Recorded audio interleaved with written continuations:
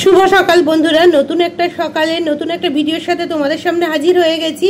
তো এখানে দেখো কাঁচা লঙ্কা আর কালো জিরে ভেজে নিচ্ছি। কি বানাবো সেটা দেখাচ্ছি। দেখো কাঁচকলা খোসা ভাজবো, তো তার জন্য খোসা বাটা হয়ে গেছে। এটা তো করবো সকালের দিকে, বেশ কিছু রান্না বান্না কমপ্লিট হয়ে গেছে। আর ইতিমধ্যে চলে এসে গঙ্গা জল দিতে আমাদের এই দাদা গঙ্গা জল দিয়েছে বাড়িতে এসে। তো গঙ্গা জল দিয়ে দিচ্ছে জারে, দেখো জার ভর্তি করে গঙ্গা জল দিয়ে দিয়েছে। এখানে 2 জার দেয় গঙ্গা জল। আর এদিকে আমি আটা মেখে নিয়েছি, রুটি বানাবো সকালবেলা। তোমাদের দাদাভাই বেরিয়ে গেছে, তো আমাদের জন্য বাকিদের জন্য রুটিগুলো বানিয়ে নিচ্ছি, ফটাফট রুটি বানিয়ে নিচ্ছি। আর যারা দেখা শুরু করছে তাদের অসংখ্য অসংখ্য ধন্যবাদ। রুটি আর কপি আলু ভাজা ছিল, রিককে দিয়ে দিয়েছি। রিক আজকে কলেজে যায়নি। তো এর মধ্যে দেখো আমি বাকি রান্নাগুলো করে নেব। কাঁচকলা খোসাটা এখন ভেজে নেব। এমনি পুজো যেহেতু ঝটপট যাও কিছু রান্না করে ওদিকে কাজ করতে যেতে হচ্ছে। তো কাঁচকলা খোসাটা বেটে ভাজতে দিয়ে দিয়েছি। আর এর মধ্যে আমি আরো একটা কাজ করে নেব। আর কার কার কাঁচকলা বাটা খেতে ভালো লাগে সেটাও কিন্তু কমেন্ট করে জানাবে। আমাদের কিন্তু দারুণ লাগে এই বাটাটা খেতে। তো মাঝে মাঝে আমাদের বাড়িতে এই বাটাটা করা হয়। এখানে দেখো মটর ডাল আগে থেকে ভিজিয়ে রেখে দিয়েছিলাম, আর কাঁচকলাটা সেদ্ধ করে মেখে নিয়েছি। ডালটাও বেটে রেখে দিলাম, পরে বড়া ভেজে নেব। আর এই কাঁচকলা খোসা বাটার মধ্যে দিয়ে দিচ্ছি একটু লেবুর রস করে। লেবুর রস দিলে একটু ঝাল টক বেশ ভাল লাগে খেতে। তো সেই জন্য লেবুর রসটাও দিয়ে দিচ্ছি, একটু বেশি করেই দিলাম, মানে একটা গোটা লেবু দিয়েছি। সমস্ত কিছু দিয়ে কিন্তু আমার কিন্তু খোসা ভাজাটা রেডি হয়ে যাচ্ছে। তো যাই হোক, এখন এদিকে রেডি হয়ে গেছে। এখন রান্নাঘর পরে পরিষ্কার করব। আজকে যেহেতু বৃহস্পতিবার, আগে স্নান করে ঠাকুর ঘরে চলে যেতে হবে। তারপরে দেখো এদিকে কত কিছু কাচাকুচি করেছি, সেগুলো নিয়ে এখন ছাদে যাচ্ছি কাচতে। ঠাকুর ঘরে কিছুটা কাজ হয়ে গেছে, আর বাকিটা তো মা করছে। এখন ছাদ ভর্তি জামা কাপড় আমি আর রিক মেলে দেবো। আর এদিকে দেখো বেল কাঠটা রোদ্দুরে দিয়েছি, ঠাকুরেরও একটা ড্রেস শোকাতে দিয়েছি। তো আমাদের জামা কাপড়গুলো দেখো সব মেলে দিয়ে আমি বেরিয়ে চলে গেলাম। তো কত জামা কাপড় কেচেছি দেখতে পাচ্ছ, ছাদ ভর্তি জামা কাপড় হয়ে গেছে আজকে। যাই হোক, তারপরে বসে পড়েছি নিজে একটু খেতে। তো দেখো কি অবস্থাটা দেখে বুঝতে পারছো, কোন রকমে মানে চুলটা আছড়ে সিঁদুরটা পরে খাওয়া শুরু করে দিয়েছি। রুটি আর ফুলকপি আলু ভাজা। আর এদিকে চাদরগুলো যেহেতু কেচেছি, আজকে চাদরগুলো কে পাচ্ছে সেগুলো তোমাদের সাথে শেয়ার করতে চলে যাই। দেখো আমি কিন্তু আজকে চাদর পাচ্ছি না, পাচ্ছে দেখো রিক। রিক কিন্তু দারুণ চাদর পাতে। তো যাই হোক, ওই চাদরগুলো পেতে নিচ্ছে, আর আমি কিন্তু এই ফাঁকে বাকি কাজগুলো করে নিচ্ছি। কাজ করতে করতে একটুখানি ভিডিও করতে চলে এসেছি, এটা ঠিকই। এদিকে দেখো ঝুড়িগুলো ধোয়ার ছিল, জল চৌকি ধোয়ার ছিল, এগুলো সব ধুয়ে ধুয়ে রেডি করে রেখে দিচ্ছি এক এক করে। বুঝতেই পারছো বাড়িতে পুজো মানে কি অবস্থা। আর এই দেখো কত কিছু কেচেছি, আগে কেচে সেগুলো শুকিয়ে তো রেখে দিয়েছি। এগুলো এখনো ভাঁজ করা হয়নি, এগুলো ভাঁজ করব। গ্যাস পরিষ্কার করব, বাসন মাজা হয়ে গেছে, গ্যাস পরিষ্কার হয়ে গেছে। এবার আমি বেরিয়েছিলাম একটু, এসে খেতে বসে পড়েছি। আজকের মেনুতে কি ছিল বলো তো? আজকের মেনু খুব একটা বেশি কিছু ছিল না।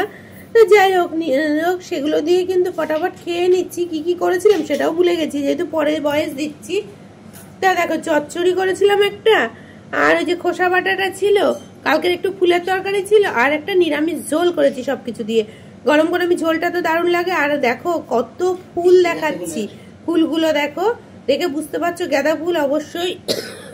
তো কি ভাবছো এই গাঁদা ফুলগুলো আমাদের বাড়ি না? আমাদের বাড়ি তো অবশ্যই, এটা আমার বাপের বাড়িতে হয়েছে। তো তারই কিছু ভিডিও আমাকে পাঠিয়েছে, সেটাই তোমাদের সাথে একটু শেয়ার করে নিচ্ছি। বাড়িতে যদি এত সুন্দর ফুল হয় মনটা তো অবশ্যই ভরে যায়।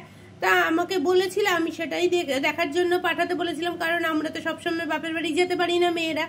যাই হোক, ফুলগুলো এইভাবেই দেখলাম দূর থেকে, আর কি করা যাবে। এবার দেখো সন্ধে পুজো দিতে হবে। ফুলের বাগানটা দেখতে কিন্তু সত্যিই ভালো লাগছিল, সেজন্য তোমাদের সামনে কিন্তু পুরোটাই তুলে ধরার চেষ্টা করেছি। যাই হোক, তুলে তো ধরলাম। এবার সন্ধ্যা পুজো হয়ে গেছে, এখন বসে পড়বো কি করতে বলো তো? বসে পড়বো নারকেল কুড়াতে। তা নারকেল কুড়ে নিচ্ছি। কি করবো নারকেলটা দিয়ে সেটাও কিন্তু তোমাদের সাথে শেয়ার করছি। করবো আজকে একটু ভাপা পিঠে করব। তা ভাপা পিঠেটা কি দিয়ে করবো সেটা তোমাদের সাথে শেয়ার করব। তো তার আগে দেখো বড়াটা ভেজে রেখে দেবো। এই বড়াটা কিন্তু আজকে রান্না হবে না, বড়াটা হবে কালকে রান্না।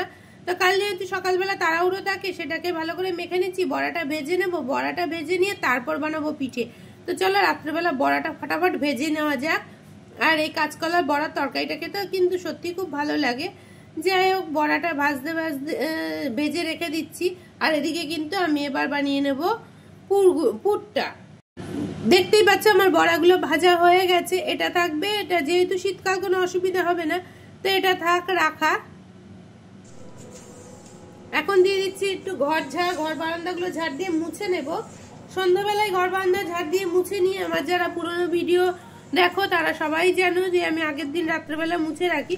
যাক, নারকেলটা কুড়িয়ে নিয়েছি, রেখে দিয়েছি পাশে, জল পড়তে দিয়ে দিয়েছি। কি দিয়ে? নুন দিয়ে দিচ্ছি। কি দিয়ে বানাবো পিঠাটা বলো তো? পিঠাটা বানাবো কি দিয়ে সেটা বলছি।